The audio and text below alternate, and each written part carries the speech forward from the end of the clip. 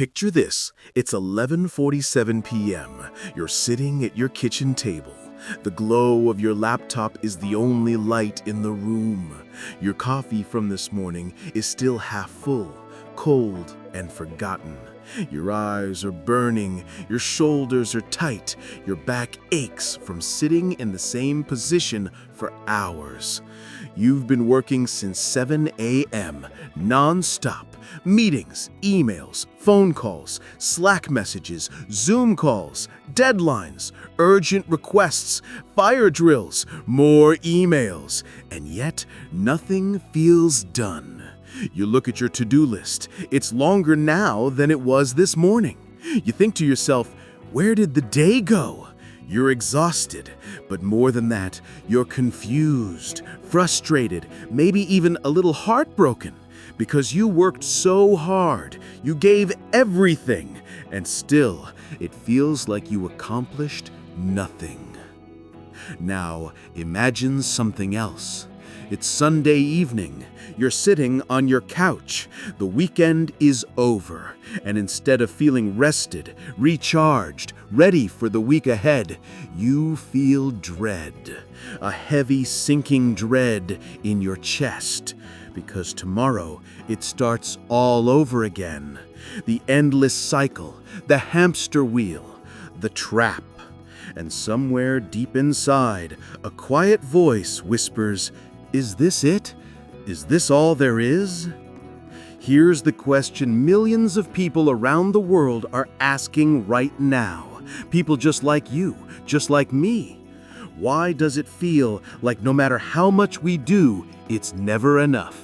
And more importantly, is there a way to stop feeling so busy and start actually living? The answer is yes. But it's not what you think. It's not about doing more. It's not about waking up at 4 a.m. It's not about hustling harder, grinding longer, or sacrificing more.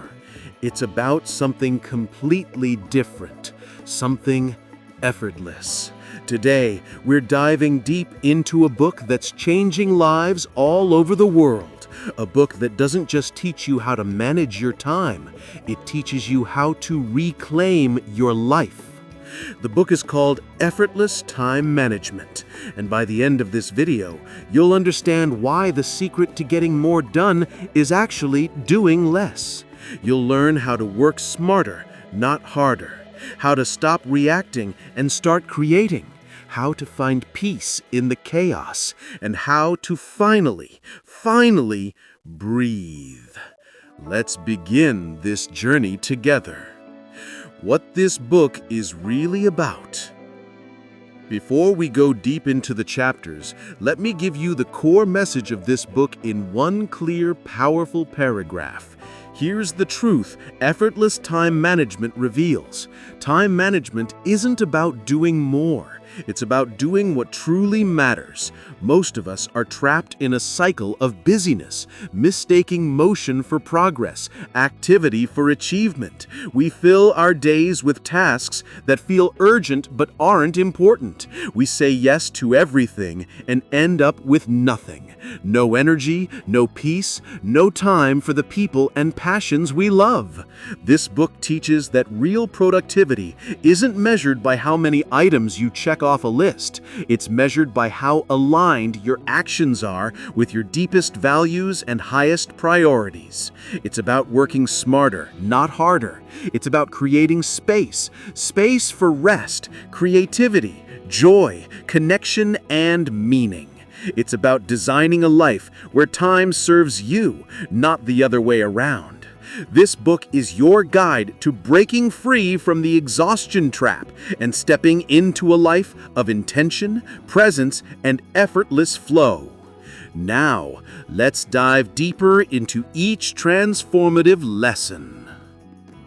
Chapter 1: The Myth of Productivity. The Hamster Wheel. Let me tell you about a man named David. David is 34 years old. He works in marketing for a tech company. Good job, good salary, good benefits. On paper, David is winning. But every night, when David collapses into bed at midnight, he doesn't feel like a winner. He feels like he just ran a marathon, blindfolded, uphill, in the rain, and lost. His boss praises him. "David, you're such a hard worker, always so busy, so dedicated." But David doesn't feel dedicated. He feels drained, hollowed out, like a shell of the person he used to be. Here's what David's typical day looks like. He wakes up at 6:30 a.m. to his phone alarm. Before his feet even hit the floor, he's checking emails. 17 new messages since last night. He skips breakfast, grabs coffee, rushes to the office. By 9 a.m., he's already in his first meeting. It was supposed to be 30 minutes. It goes for an hour. He gets back to his desk, opens his laptop. 3 more urgent emails. He responds immediately. Another meeting at 11. Lunch at his desk, a sad sandwich eaten in 7 minutes while answering Slack messages. Another meeting at 2 p.m. By 4 p.m., he's exhausted, but he can't stop. There's too much to do. He works through dinner, orders takeout, eats it cold. At 10 p.m., he's still at the office. Everyone else has gone home. He finally leaves at 11, drives home in silence, falls into bed, and somewhere in the fog of his exhaustion, he thinks, "What did I even accomplish today?" And the terrifying answer is, he doesn't know. David is trapped on what the book calls the hamster wheel of busyness. He's moving fast, really fast, but he's going nowhere. Busyness is not productivity. Here's the brutal truth this book lays out in the very first chapter. Being busy is not the same as being productive. In fact, they're often complete opposites. Busyness is filling time. Productivity is using time. Busyness makes you feel important. Productivity makes you feel fulfilled. Busyness is reacting. Productivity is creating. Busyness is motion. Productivity is progress. The modern world has conditioned us to worship busyness. We wear it like a badge of honor. We compete over who's more exhausted. "I'm so busy. I barely have time to breathe. I worked 70 hours this week." We say these things with pride, like suffering is a virtue, like exhaustion is proof of our worth. But the book asks a critical, uncomfortable question. What are you busy doing? Are you moving toward your goals, or are you just moving? Are you building something meaningful, or are you just checking boxes? Are you living, or are you just surviving? Most people spend their entire lives reacting to emails, to requests, to interruptions, to crises, to other people's priorities. They never stop to ask, is this actually important?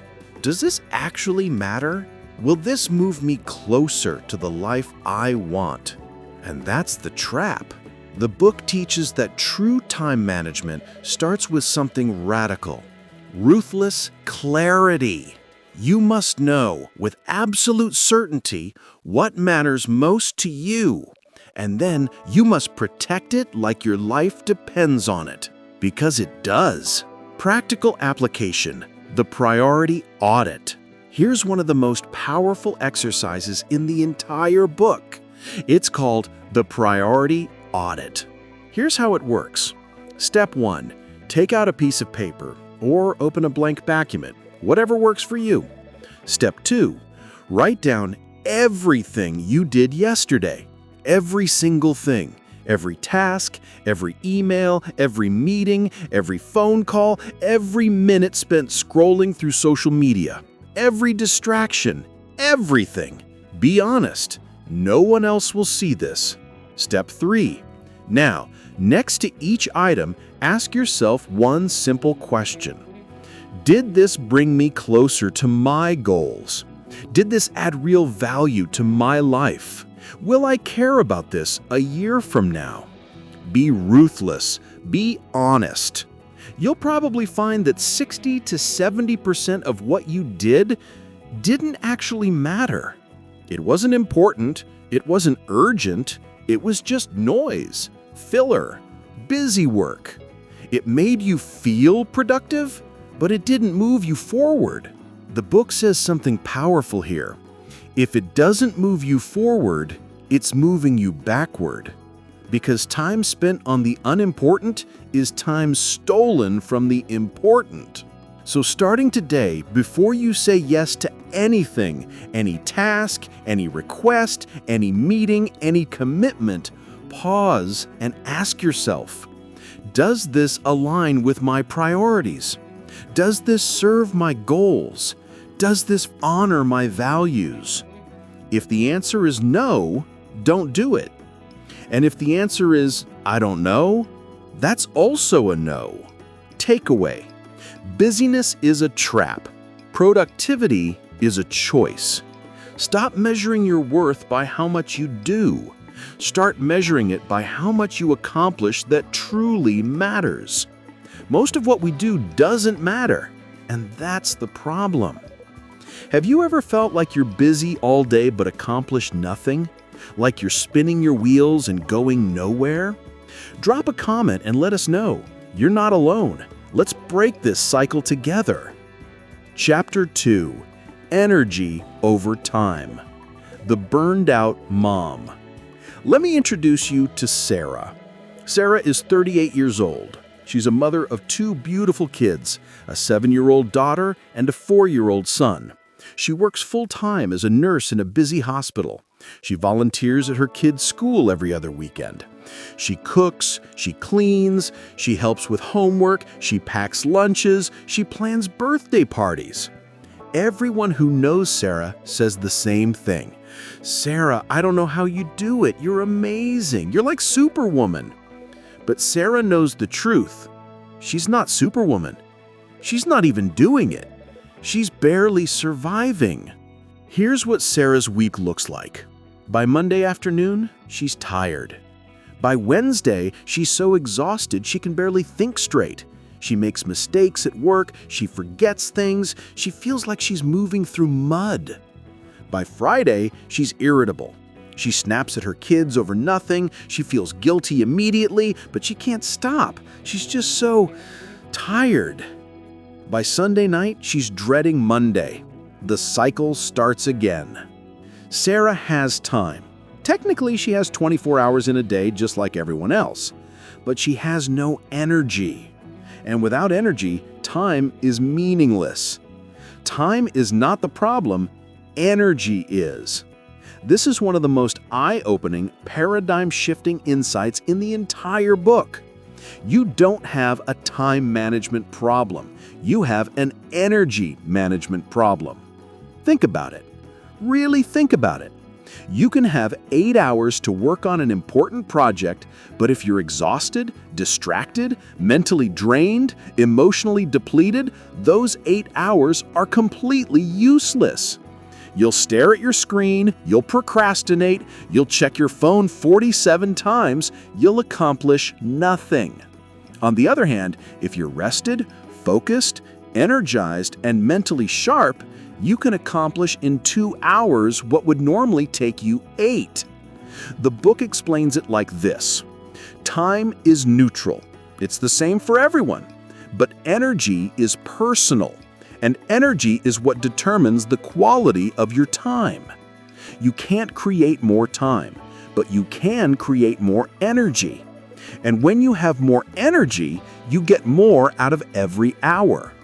So the real question isn't, how do I find more time?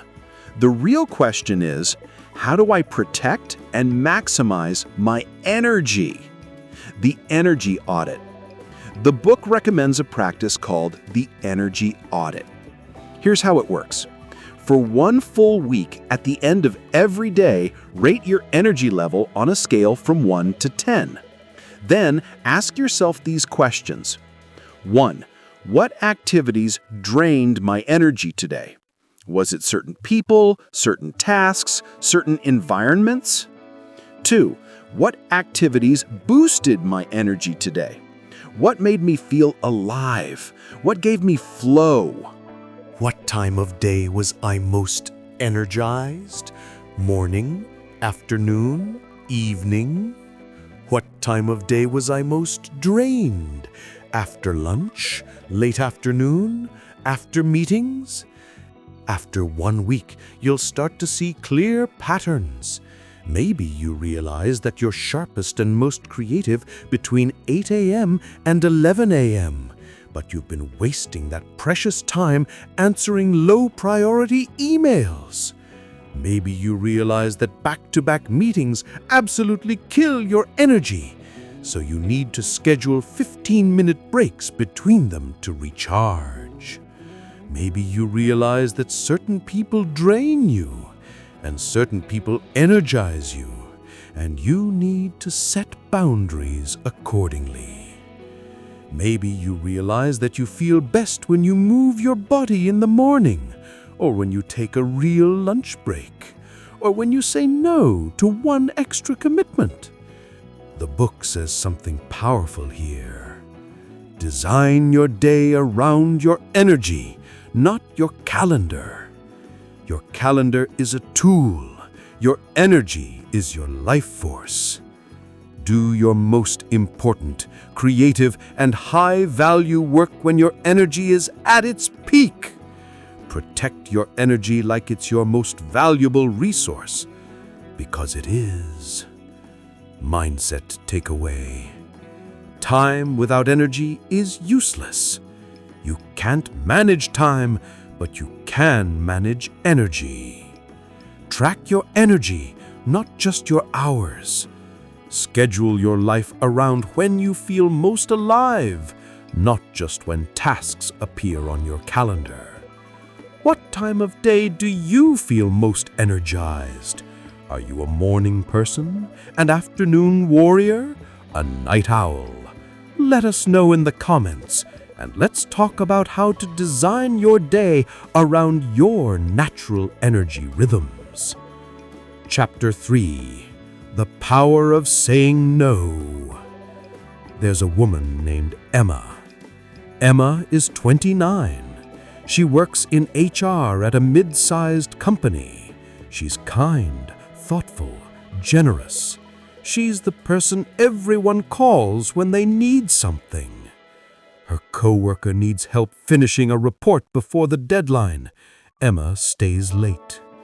Her friend is going through a breakup and needs someone to talk to. Emma cancels her plans and shows up. Her neighbor needs help moving furniture. Emma says yes, even though her back hurts and she's exhausted. Her boss asks her if she can take on an extra project.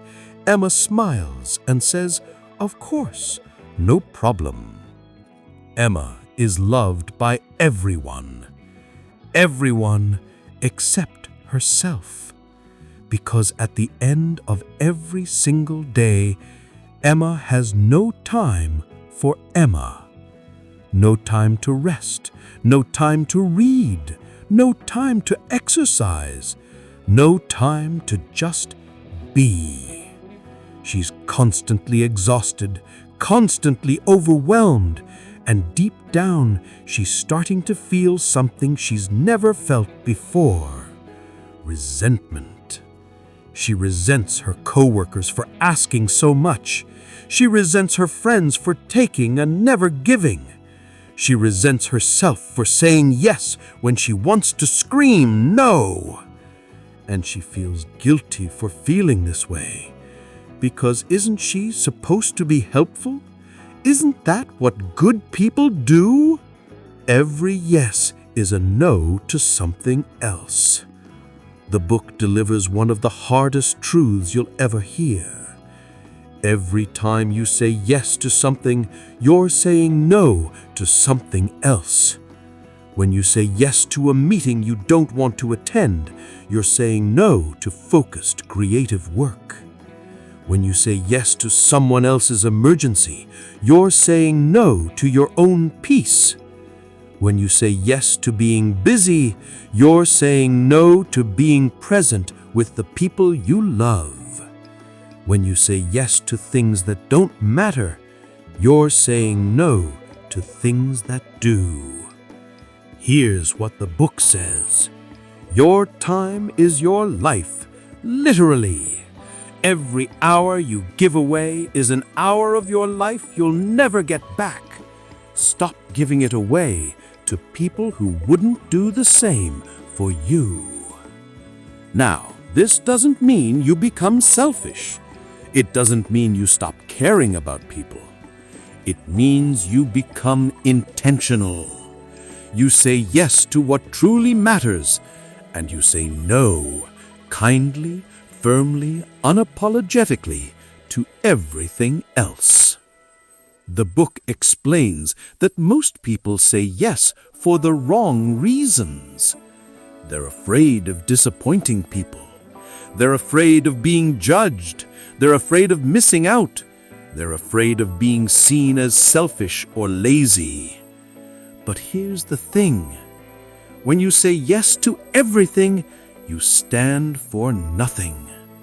When you say yes out of guilt, fear, or obligation, you're betraying yourself.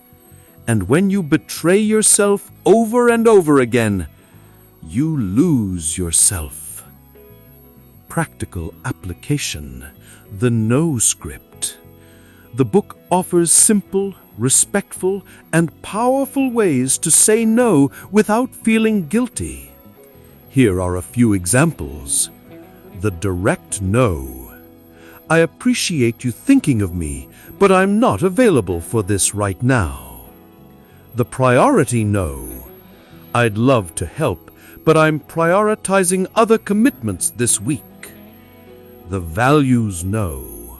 That sounds interesting, but it's not aligned with my current goals and focus areas. The capacity no. I'm at full capacity right now and can't take on anything else without compromising the quality of my existing work. Or the alternative no. I can't do this, but have you considered asking someone else or trying alternative solution? Notice something about all these. No long explanations, no excuses, no justification. Just clear, kind, respectful boundaries. The book also suggests something called the 24-hour rule. Don't say yes to anything immediately. Give yourself 24 hours to think about it. This simple pause stops you from agreeing out of guilt, pressure, or people-pleasing. It gives you time to check in with yourself and ask, do I actually want to do this? Does this serve me? Or am I just afraid to say no? Remember this. No is a complete sentence. You don't owe anyone an explanation for protecting your time, energy, and peace. Mindset takeaway. Every yes is a no to something else. Protect your time like you protect your money, with clear boundaries. Saying no is not selfish, it's self-respect. You don't owe anyone an explanation for honoring your limits. What's the hardest thing for you to say no to? Is it work requests, friends, family, social events? Tell us in the comments, and let's support each other in building better, healthier boundaries. Chapter 4. Rituals that save hours. The morning chaos. Picture a man named Alex. Every morning, Alex wakes up to the blaring sound of his phone alarm. The first thing he does before he even opens his eyes fully is reach for his phone. He checks his emails, 3 new messages from his boss. He checks Instagram, endless scrolling. He checks the news. Fires, floods, political chaos. His anxiety spikes. By the time he drags himself out of bed, 30 minutes have passed. He's already anxious, distracted, and behind. He rushes through a shower, grabs a piece of toast, spills coffee on his shirt, curses, changes, can't find his keys, finally finds them, rushes out the door, hits traffic, sits in his car, stressed, gripping the steering wheel. Arrives at work 10 minutes late, already frazzled, already exhausted. His day is over before it even begins. Rituals create freedom. The book introduces a concept that might sound counterintuitive at first. Rituals eliminate decision fatigue. And when you eliminate decision fatigue, you create freedom. Here's what that means. Every single day, you make thousands of tiny decisions. What to wear, what to eat, when to work out, when to check your phone, when to start working, what to work on first. Every single one of these decisions uses mental energy. By the time you get to the important stuff, the work that actually matters, you're already tired. Your willpower is depleted. Your focus is scattered. Your energy is drained. But when you create rituals, automatic routines that you do without thinking, you free up massive amounts of mental space and energy. The book says, your morning sets the tone for your entire day. Your evening sets the stage for your next morning. Protect both like they're sacred because they are. The power morning. The book recommends what it calls the power morning, a simple, customizable morning ritual that changes everything. Here's the basic framework. Number 1. No phone for the first 30 to 60 minutes. Your mind is fresh when you wake up. Don't pollute it with emails, news, social media, or other people's problems. Number 2. Hydrate immediately. Drink a full glass of water. Your body is dehydrated after sleep. Wake it up. Number 3. Move your body. Walk, stretch, do yoga, lift weights, dance. Whatever feels good, just move. Get your blood flowing. Release endorphins. Number 4. Reflect and set intention. Journal for 5 to 10 minutes. Meditate. Pray. Breathe. Ask yourself, what's the one thing I want to accomplish today that will make everything else easier or unnecessary? Number 5. Fuel yourself properly.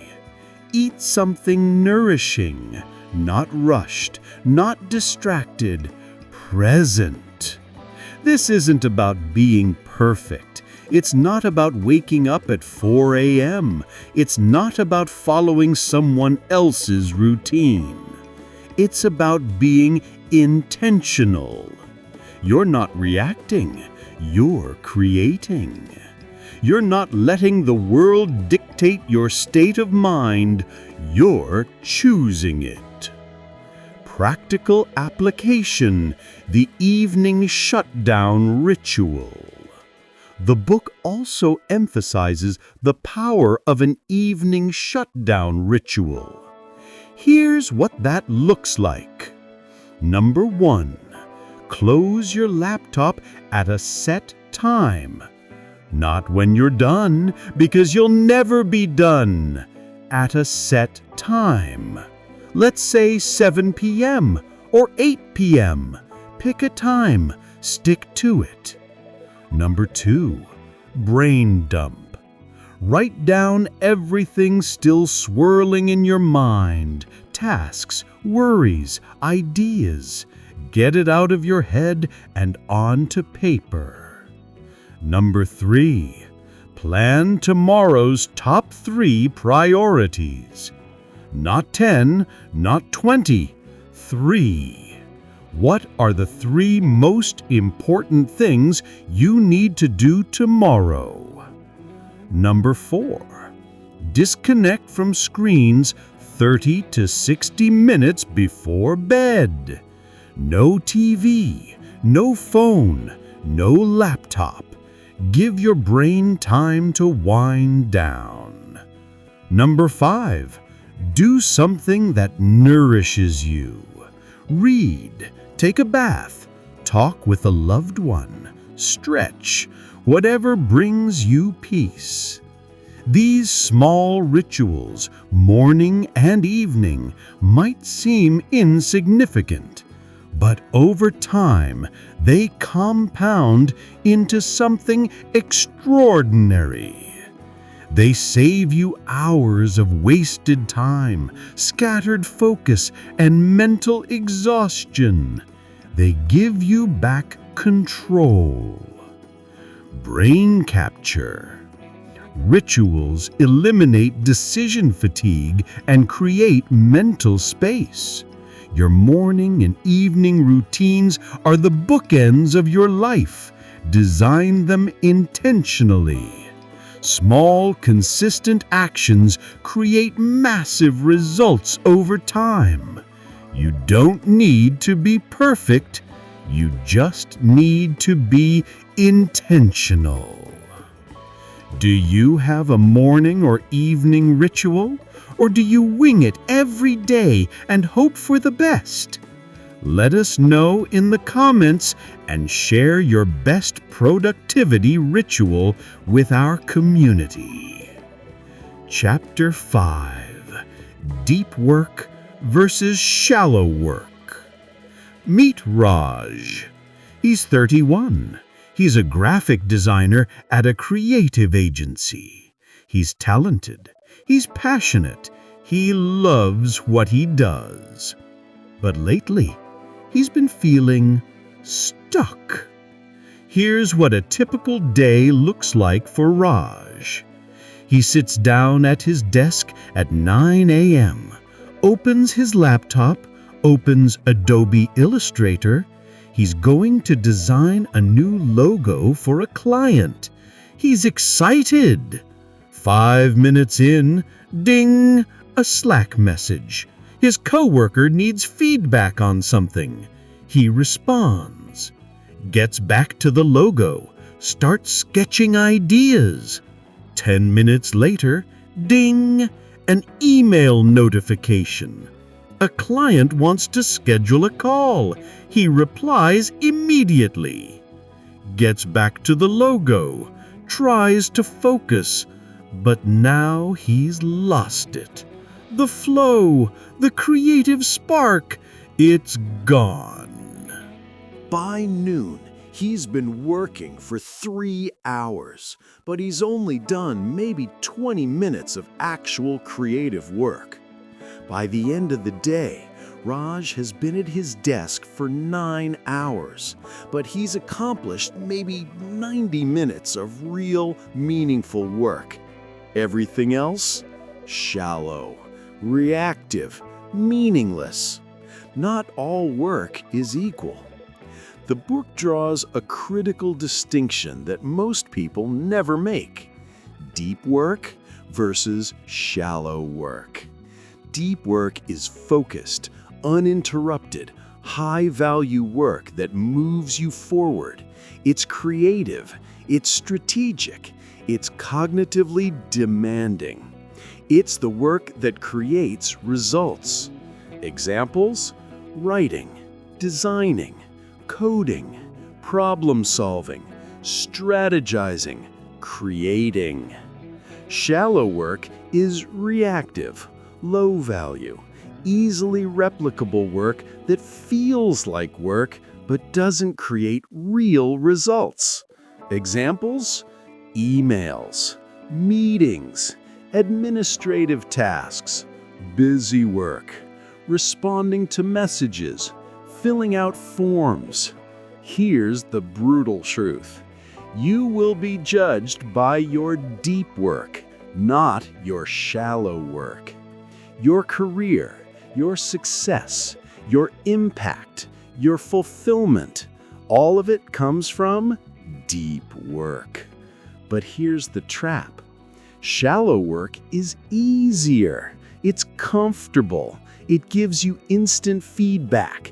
It makes you feel productive. Deep work is hard. It's uncomfortable. It takes sustained focus. And in the beginning, it feels slow. But deep work is where greatness happens. The book says, the ability to do deep work is becoming increasingly rare, and therefore increasingly valuable. If you can master deep work, you'll have an almost unfair advantage. Practical application. Time blocking for deep work. The book recommends a technique called time blocking, specifically for deep work. Here's how it works. Step 1. Identify your 1 to 3 most important tasks for the day. Not 10, not 20, 1 to 3. The tasks that, if completed, would make everything else easier or unnecessary. Step 2. Block 90 to 120 minutes of uninterrupted time for each task. Put it on your calendar. Treat it like a sacred meeting with yourself. Step 3. Eliminate all distractions. Phone, email, Slack, everything. Close all browser tabs except the one you need. Put your phone in another room. Seriously, out of sight, out of mind. Use noise-canceling headphones or find a quiet space. Step 4. Work in focused sprints and then take a real break. 90 minutes of deep work, then a 15 to 20-minute break. Walk, stretch, hydrate, rest your eyes. Don't try to push through for 5 hours straight. Your brain can't sustain deep focus that long. Practical application. Batching shallow work.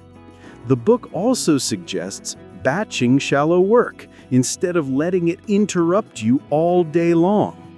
For example, instead of checking email 50 times a day, check it twice at 10 a.m. and 3 p.m. That's it.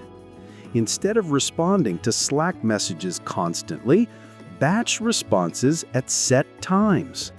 Instead of attending meetings scattered throughout the day, try to cluster them together. This one shift, batching shallow work, can save you multiple hours every week. Brain takeaway. Deep work creates results. Shallow work creates busyness. You will be remembered for your deep work, not your emails. Protect your deep work time like it's sacred, because it is. Batch your shallow work and minimize distractions ruthlessly. Honest question: how many hours of deep, truly focused work do you think you actually do each day? 1 hour? 3 hours? 6 hours? Let us know in the comments. Let's be real with ourselves. Chapter 6. The Art of Margin. The Overbooked Calendar. There's a woman named Lisa. Lisa is 42. She's a manager at a consulting firm. Successful, respected, accomplished. But if you look at her calendar, you'd think she's trying to break some kind of world record. Monday, back-to-back meetings from 9 a.m. to 6 p.m., no breaks. Tuesday, same thing. Wednesday, client calls, team meetings, strategy sessions, performance reviews, one after another. Thursday, travel day, flight, hotel, prep for presentation. Friday, all-day workshop. Saturday, catch up on emails. Sunday, prep for Monday. There is no space, no breathing room, no margin. And Lisa wonders why she's always sick, why she's always exhausted, why she can't think clearly anymore. Margin is where life actually happens. The book introduces a beautiful, profound concept: margin. Margin is the space between your load and your limit. It's the buffer, the breathing room, the white space in your calendar. And here's what most people don't realize. Margin is not wasted time. Margin is where life actually happens. Margin is where creativity emerges, relationships deepen, rest happens, joy is found, meaning is made. You reconnect with yourself. The book says, a life without margin is a life lived in constant emergency mode. And when everything is urgent, nothing is important. Most of us live our lives at 100% capacity or beyond. We book every hour. We say yes to everything. We leave no room for the unexpected. And then, when something goes wrong, when someone gets sick, when a project takes longer, when life happens, we break. We burn out because there's no cushion, no resilience, no margin. Building margin into your life. The book offers practical ways to create margin.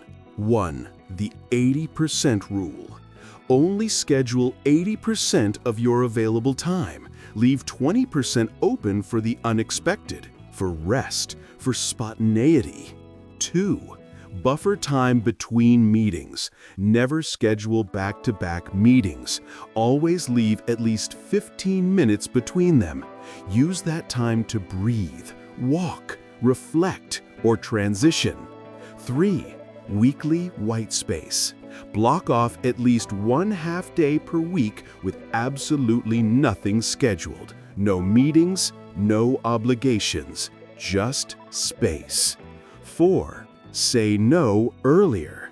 The earlier you say no to something that doesn't serve you, the more margin you create. 5. Embrace boredom. Don't fill every moment with productivity. Let yourself be bored sometimes. Stare out the window. Let your mind wander. This is where creativity lives. The book shares something powerful. The most successful, fulfilled people are not the busiest. They're the ones with the most margin. Takeaway: margin is the space between your load and your limit. Margin is not wasted time. It's where life, creativity, and joy happen. Schedule margin intentionally, or life will force it on you through burnout. A full calendar is not a successful life. When's the last time you had a completely free day with nothing scheduled? Can you even remember? Let us know in the comments. Chapter 7: Technology, Friend or Foe? The Infinite Scroll. Picture this. It's 10 p.m. You've had a long day. You're finally in bed. You just want to relax for a few minutes before sleep. You pick up your phone. Just 5 minutes, you tell yourself. You open Instagram. Scroll. A funny video. Scroll. A beautiful photo. Scroll. An ad. Scroll. A post from a friend. Scroll. You glance at the clock. 10:47 p.m.? Wait, what? How did that happen? Okay, just a few more minutes. You keep scrolling. TikTok now. Video after video. You're not even enjoying it anymore, but you can't stop. 11:23 p.m. Your eyes are burning. Your brain is wired, but you're exhausted. You finally put the phone down, stare at the ceiling. You feel empty, anxious, guilty. Another hour stolen, another night sacrificed. Technology is a tool, not a master. The book doesn't demonize technology. It's not anti-phone or anti-internet, but it does ask a critical question. Is technology serving you, or are you serving it? Here's the reality. Technology companies employ hundreds of the smartest psychologists, neuroscientists, and engineers in the world, all with one goal: to capture and keep your attention.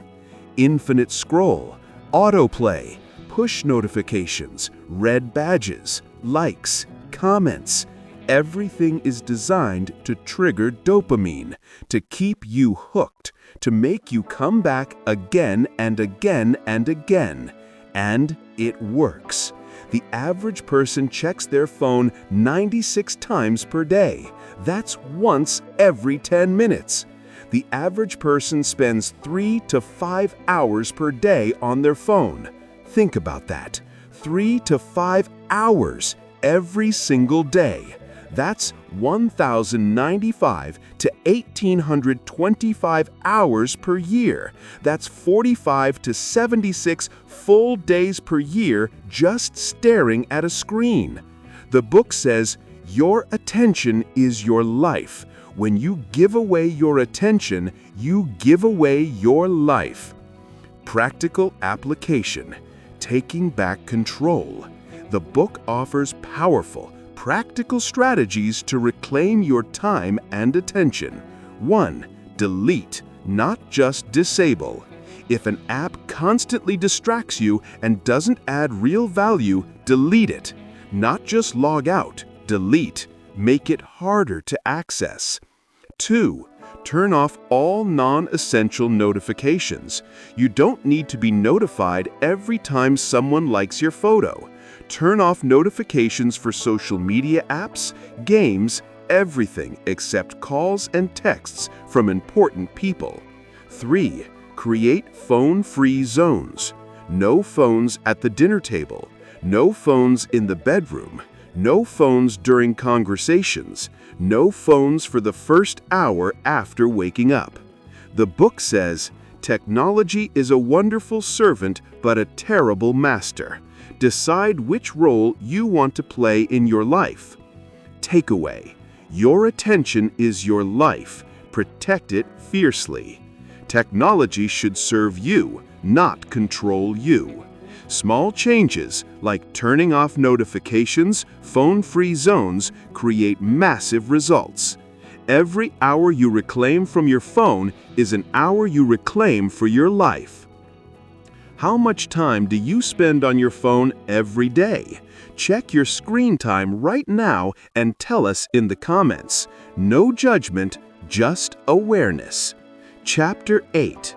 Designing Your Ideal Week. The Default Life. There's a man named Michael.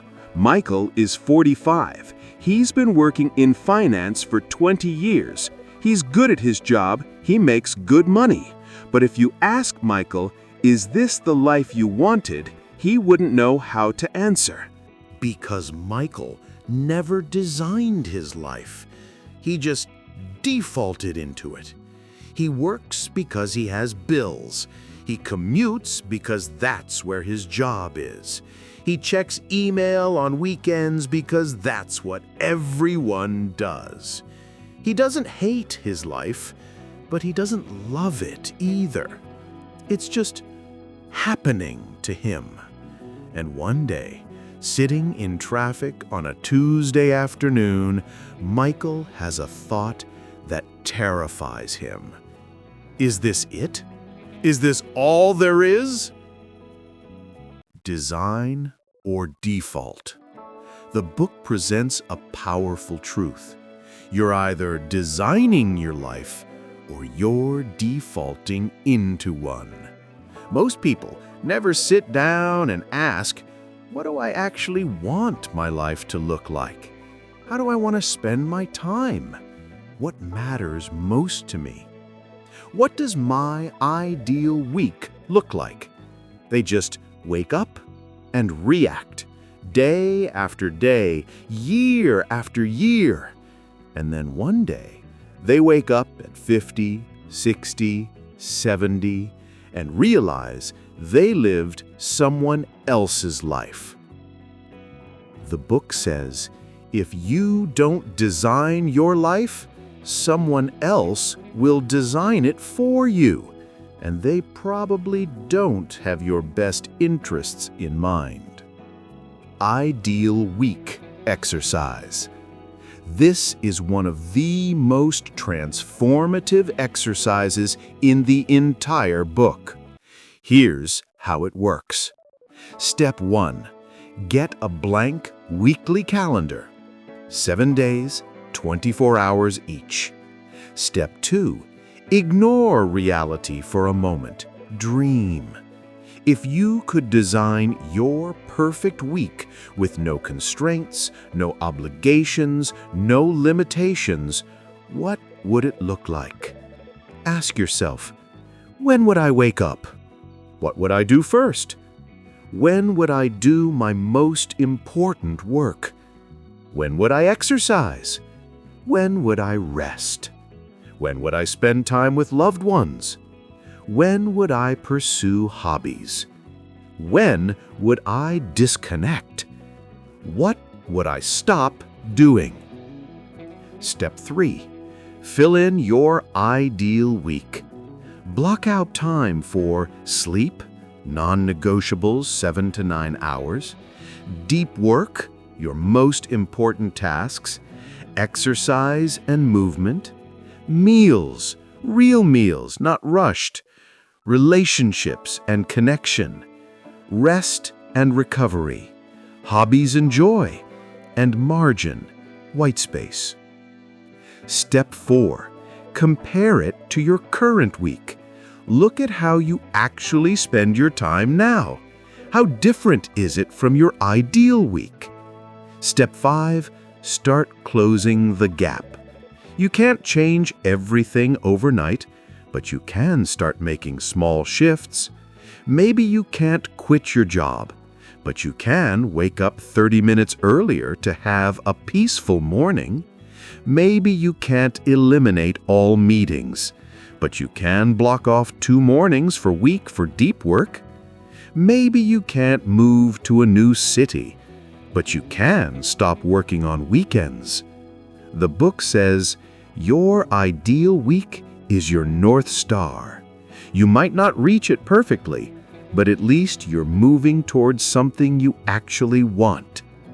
Takeaway: you're either designing your life or defaulting into one.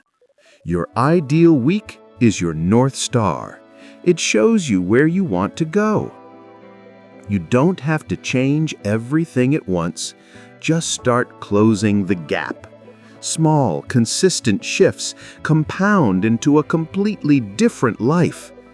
If you could design your perfect week with no limitations, what would it look like? Tell us one thing you'd change. Let's dream together. Before we close, let's answer some of the most common, most searched questions about time management. These are real people asking every single day, and they deserve real, honest answers. FAQ 1. How do I stop procrastinating? Procrastination isn't about laziness. It's not about poor time management. It's about fear.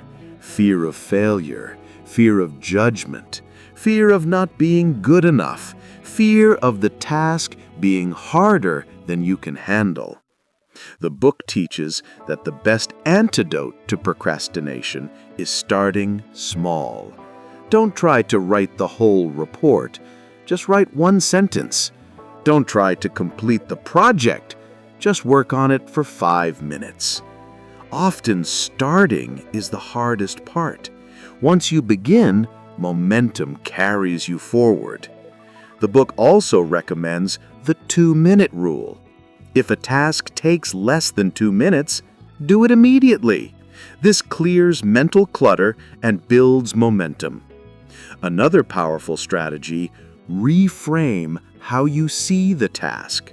Instead of saying, "I have to do this," say, "I get to do this." Shift from obligation to opportunity. This tiny mindset shift can transform your relationship with work. And finally, identify what you're really afraid of. Name it, face it, and remind yourself, imperfect action is better than perfect inaction. FAQ 2. How do I balance work and personal life? Let's be honest, balance is a myth. There's no perfect 50-50 split. Some weeks work demands more. Some weeks family needs you more. That's life. But here's what you can control: presence. Balance isn't about equal time, it's about equal presence. When you're at work, be fully at work. When you're at home, be fully at home. Don't let them bleed into each other. The book recommends compartmentalization. Create clear boundaries between work and personal time. For example, no work emails after 7 p.m. No checking Slack on weekends. Communicate these boundaries to your team and family and honor them. Also, schedule time for rest, play, and connection, just like you schedule meetings. If it's not on your calendar, it won't happen. And most importantly, you can't pour from an empty cup. Rest is not a luxury, it's a necessity. If you don't take care of yourself, you can't take care of anyone else. Give yourself permission to rest without guilt. FAQ 3. What if I have too many responsibilities? Then you need to eliminate, automate, or delegate. Let's break that down. Eliminate. Cut out tasks that don't serve your goals or values. Be ruthless. Most of what we do doesn't actually matter. Ask yourself, if I stopped doing this, would anyone notice? Would anything break? If the answer is no, stop doing it. Automate. Use tools, apps, systems, or technology to handle repetitive tasks. Set up automatic bill payments. Use templates for common emails. Use scheduling tools for meetings. Let technology do the heavy lifting. Delegate. Ask for help. You don't have to do everything yourself. At work, delegate tasks to teammates. At home, share responsibilities with family members. Hire help if you can afford it.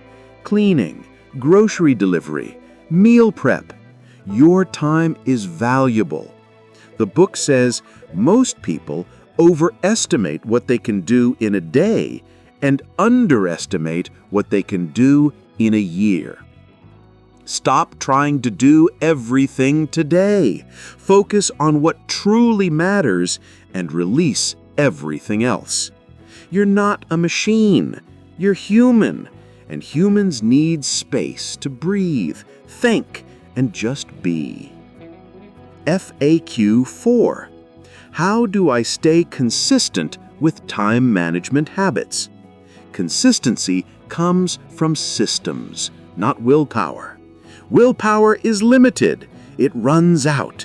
But systems are automatic.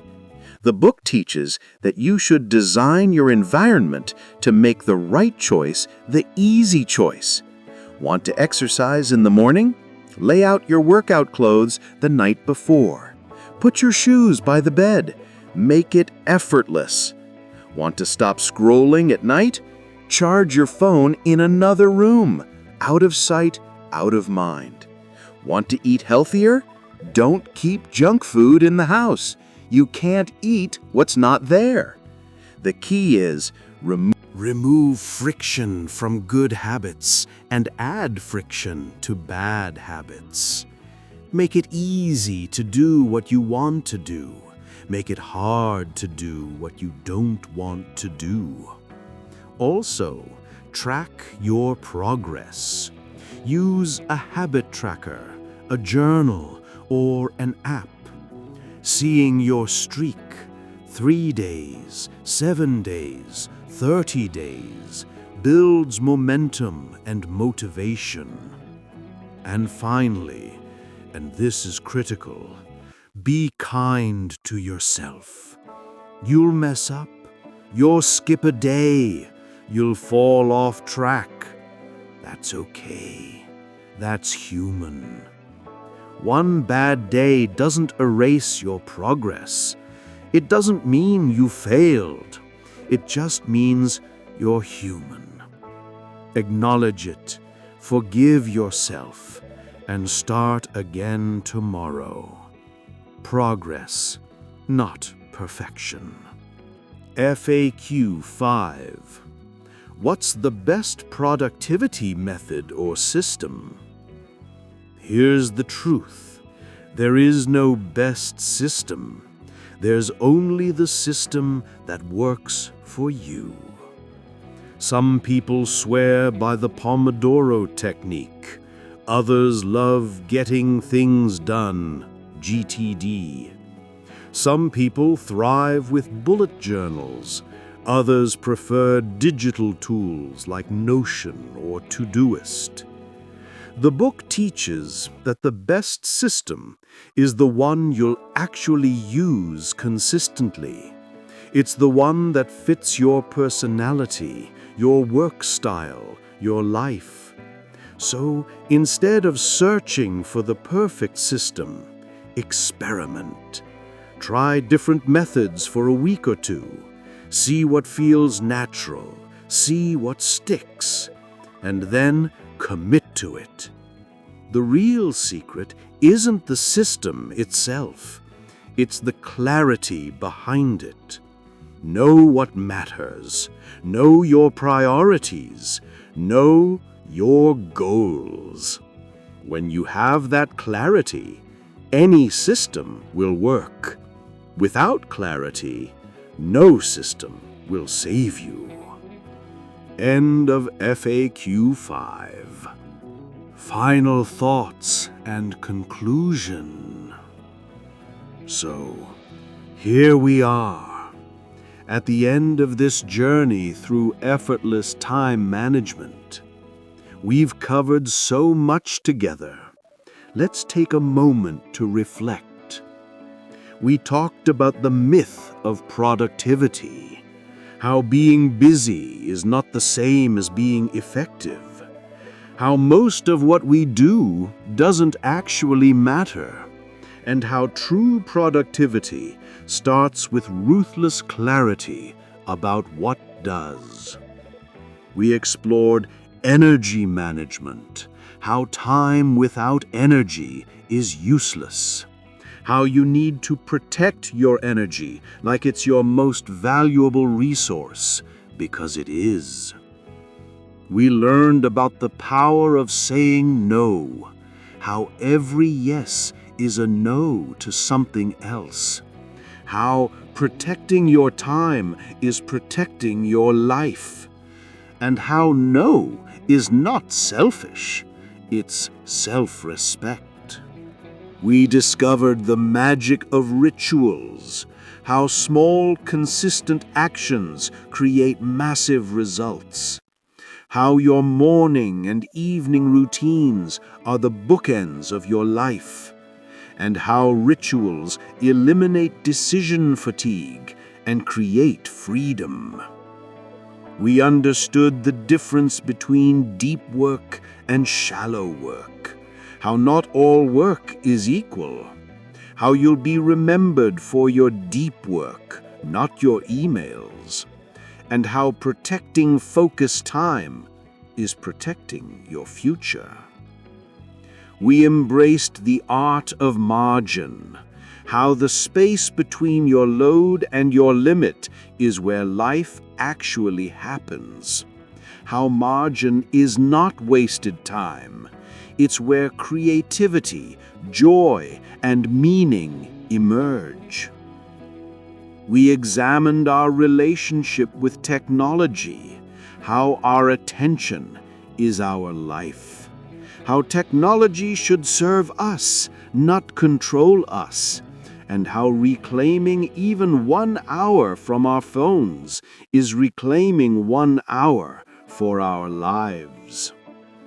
And finally, we learned how to design our ideal week, how we're either designing our life or defaulting into one, how our ideal week is our North Star, and how small, consistent shifts compound into a completely different life. But if there's one thing, just one thing this book wants you to remember, it's this: time is not your enemy. It never was.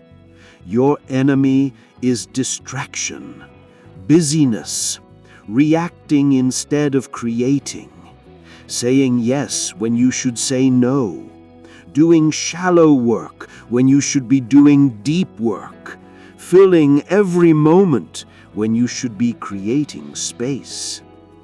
The world will always try to steal your time. There will always be more emails, more meetings, more requests, more noise, more urgency, more chaos. But you get to decide what matters. You get to decide how you spend your one wild, precious, irreplaceable life.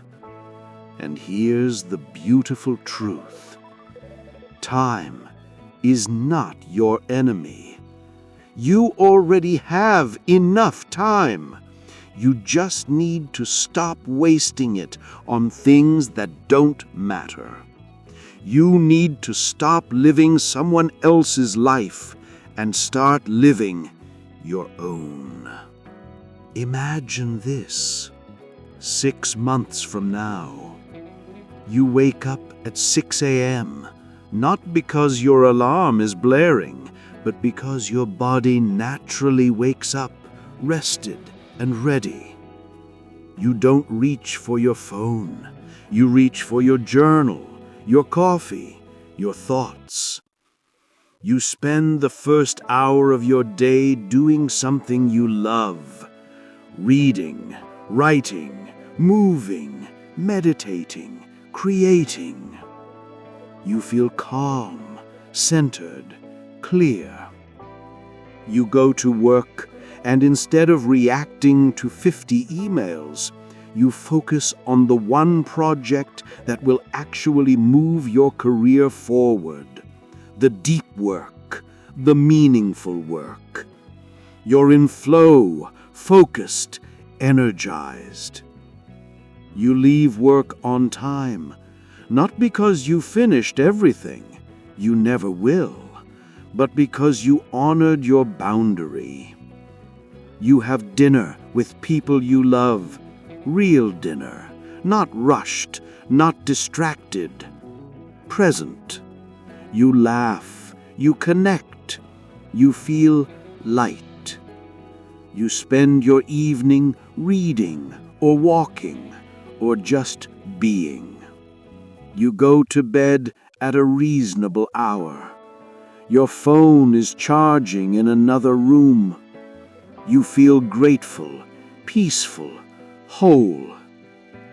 You're no longer exhausted. You're no longer overwhelmed.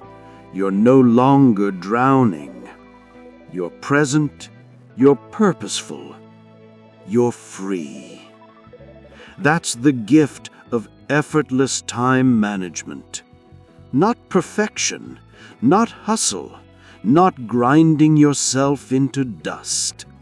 Just clarity, intention, and the courage to say no to the noise.